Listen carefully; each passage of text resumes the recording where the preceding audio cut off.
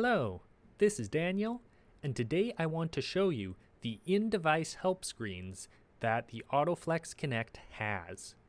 Ever wondered how to do something in the AutoFlex? Ever wondered how the VentGrid pressure modifier works? Well, you can find out. Let me show you here. So I've got my control here. I've got just a bunch of things going on, but really all I'm interested in is this blue question mark bubble here. And if I click on that, it will bring up our in-device help. So here, we're right on the home screen, so it's giving us information about the home screen. How we can view equipment, move and arrange tiles. We've got a list of all our different icons, what they mean, etc., etc. All the information that you might need about the home screen. If we would go into our VentGrid, look, we got another question mark here.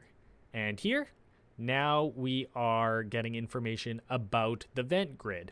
What are we seeing here? What are our different options? Where do our icons take us? Again, lots of good information, and it is information on the particular page that you are currently in.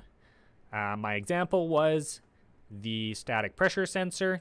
So in here, if I had one configured, I'd have the option to turn it on. But in here, we've got an explanation exactly about this and how it works.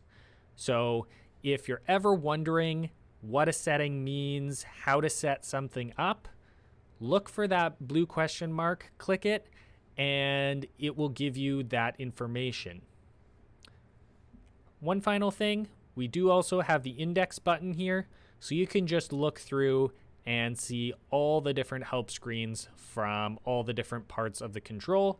You can explore those yourself if you want to get to it through there. That's going to do it for this video. I'll see you guys in the next one.